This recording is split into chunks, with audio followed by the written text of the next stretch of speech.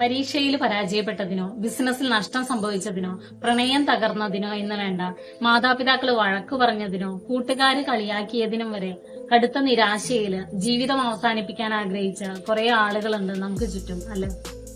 പ്രശസ്ത ഇന്ത്യൻ എഴുത്തുകാരനും ആക്ടിവിസ്റ്റും മോട്ടിവേഷൻ സ്പീക്കറും ഒക്കെ ആയിട്ടുള്ള ശിവഗേരയുടെ യു ക്യാൻ വിൻ എന്ന പുസ്തകത്തില് ലോകപ്രശസ്തരായ കുറെ ആളുകളുടെ പരാജയങ്ങളുടെ കഥ പറയുന്നുണ്ട്.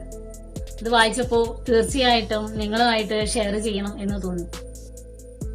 അതിലെ ആദ്യത്തെ കഥയിലെ നായകൻ 21 വയസ്സിൽ ബിസിനസ്സിൽ പരാജയപ്പെട്ടു, 22 വയസ്സിൽ അസംബ്ലി തിരഞ്ഞെടുപ്പിൽ പരാജയപ്പെട്ടു, 24 വയസ്സിൽ വീണ്ടും ബിസിനസ്സിൽ പരാജയപ്പെട്ടു, 26 വയസ്സിൽ പ്രിയതമയുടെ വിയോഗം താങ്ങേണ്ടി വന്ന അദ്ദേഹം 27 വയസ്സിൽ കടുത്ത മാനസിക തളർച്ചയ്ക്ക് ഇരയായി.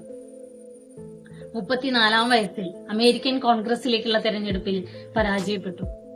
45 വയസ്സിൽ സെനറ്റിലേക്കുള്ള തെരഞ്ഞെടുപ്പിൽ പരാജയപ്പെട്ടു. 47 വയസ്സിൽ വൈസ് പ്രസിഡന്റ് സ്ഥാനത്തേക്കുള്ള തെരഞ്ഞെടുപ്പിൽ പരാജയപ്പെട്ടു. 49 വയസ്സിൽ വീണ്ടും സെനറ്റിലേക്കുള്ള തെരഞ്ഞെടുപ്പിൽ പരാജയപ്പെട്ടു. പക്ഷെ ഇദ്ദേഹം 52 വയസ്സിൽ അമേരിക്കൻ പ്രസിഡന്റായി തെരഞ്ഞെടുക്കപ്പെട്ടു. ആരെക്കുറിച്ചാണ് ഞാൻ ഈ പറഞ്ഞത് എന്ന് നിങ്ങളിൽ പലർക്കും അറിയുന്നുണ്ടായിരിക്കും. എങ്കിലും അറിയാത്തവർക്ക് വേണ്ടിയിട്ട് ഞാൻ പറയാം. ഇന്ത്യൻ തപാൽ സ്റ്റാമ്പിൽ ഇടം പിടിച്ചിട്ടുള്ള ആദ്യത്തെ അമേരിക്കൻ പ്രസിഡന്റായ എബ്രഹാം ലിങ്കനെ കുറിച്ചാണ് ഈ പറഞ്ഞത്. അദ്ദേഹം പരാജിതനാണ് എന്ന പേരിലല്ലല്ലോ അറിയപ്പെടുന്നത്. അദ്ദേഹത്തെ സംബന്ധിച്ചിടത്തോളം പരാജയങ്ങള് ജീവിതത്തിലെ വഴിത്തിരിവുകൾ മാത്രമായിരുന്നു. ഒരു വഴി അടഞ്ഞാൽ മറ്റൊരു വഴി, അത്രയേ ഉള്ളൂ. ജീവിതത്തിൽ പല പ്രശ്നങ്ങളും നേരിടേണ്ടി വരുമ്പോ എന്റെ മുന്നിലുള്ള വഴികളൊക്കെ അടഞ്ഞു, ഇനി എനിക്ക് മുന്നോട്ട് പോകാൻ കഴിയൂല എന്ന് പറഞ്ഞിട്ട് കടുത്ത നിരാശയില് ഇനി ഞാൻ എന്താ ചെയ്യാ എന്ന് ചിന്തിച്ച് ജീവിക്കണ്ട, എന്തിനാ ഇങ്ങനെ ജീവിക്കുന്നേ എന്നൊക്കെ വിലപിക്കുന്ന കുറെ ആളുകളെ ഞാൻ തന്നെ കണ്ടിട്ടുണ്ട്. നമുക്ക് ചുറ്റിലുമുണ്ട് അങ്ങനെ കുറെ പേരുണ്ട്. അവരോടൊക്കെ എനിക്ക് പറയാനുള്ളത്, ഒന്ന് തിരിഞ്ഞു നോക്കുക. ജീവിതത്തിന്റെ തിരക്ക് പിടിച്ച ഓട്ടത്തിനിടയില് നമ്മള് അറിയാതെ വിട്ടുപോയിട്ടുള്ള ഒരുപാട് വഴികളുണ്ട്.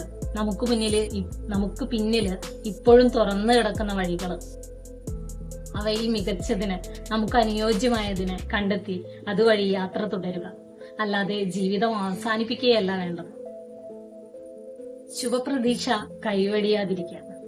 ചെറിയ ക്ലാസ്സിൽ തന്നെ സ്കൂളിൽ നിന്നും പുറത്താക്കപ്പെട്ട തോമസ് ആൽവ എഡിസണും തന്റെ ആദ്യത്തെ കാറിൽ റിവേഴ്സ് ഗിയർ ഘടിപ്പിക്കാൻ മറന്നുപോയ ഹെൻറി ഫോർഡും തന്റെ രചനകൾ നിരവധി തവണ പത്രാധിപരിൽ നിന്നും തിരസ്കരിക്കപ്പെടേണ്ടി വന്നിട്ടുള്ള വാൾട്ട് ഡിസ്നിയും അതുപോലെ ഒരുപാട് പേര്, ഒരുപാട് ലോക പ്രശസ്തര് നമുക്ക് ചുറ്റിലും ഉണ്ട് എന്നുള്ളത് ഇടയ്ക്കൊന്ന് ഓർമ്മിക്കാം, ഇടയ്ക്കൊന്ന് ആലോചിച്ചു നോക്കാം. മനസ്സൊന്ന് കൂളാക്കിയിട്ട് നമുക്ക് ചുറ്റിലൊന്ന് നോക്കിയാല് ഭാഗ്യവാന്മാര് എന്ന് നമ്മളെ വിശേഷിപ്പിക്കുന്ന പുഞ്ചിരിക്കുന്ന മുഖമുള്ള കുറെ പേര് ഇതുപോലെ ഒത്തിരി സങ്കടങ്ങളിലൂടെയും തടസ്സങ്ങളിലൂടെയും കുറ്റപ്പെടുത്തലുകളും ഒക്കെ താണ്ടി ജീവിത വിജയം കൈവരിച്ചവരാണ് എന്ന് നമുക്ക് മനസ്സിലാക്കാൻ പറ്റും.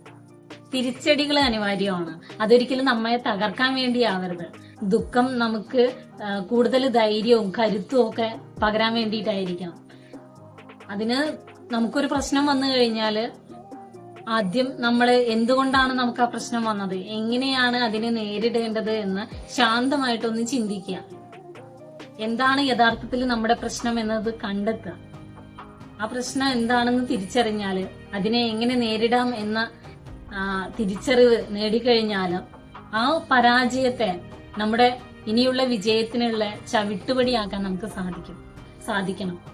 അതിന് ആദ്യം വേണ്ടത് ആത്മവിശ്വാസം കൈവെടിയാതിരിക്കുക എന്നതാണ്.